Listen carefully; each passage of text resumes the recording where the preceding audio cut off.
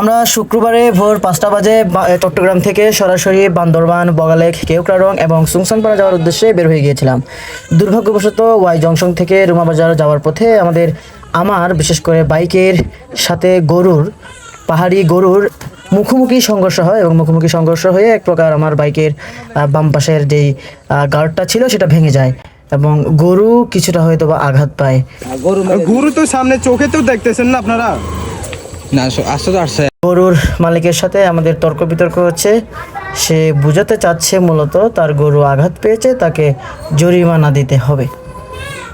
আমার ভুলটি ছিল আমি ওভার কনফিডেন্সের কারণে বাইকটি স্লোলি মানে বলতে পারেন 20 কিলোমিটার বা 10 কিলোমিটার স্পিডে যাচ্ছিলাম। এর মধ্যেও গরু আসলে গাড়ি ঘোড়া দেখলে একটু লাফিয়ে ওঠে, এটা স্বাভাবিক। তো লাফিয়ে আসার পথেই মানে আসার সময় আমার বাইকের সাথে লেগে যায়। আলহামদুলিল্লাহ আমাদের তেমন কোনো সমস্যা হয়নি, আমরা পড়ে যাই নাই। কিন্তু গরুটা আমার বাইকের বাম পাশের প্লাস্টিকের যেই বাম্পারটা ছিল সেটা একেবারে নিয়েই চলে গিয়েছে, বলতে পারেন ভেঙে গিয়েছে। পরে রিয়াদ ভাইরা অনেক কথাবার্তা বলে সমাধান করে আমাদেরকে তাদের সাথে হাত বুলিয়ে আমরা আবারও আমাদের গন্তব্য কেওক্রারং সুংসানপাড়ার উদ্দেশ্যে রওনা দিয়ে দিই।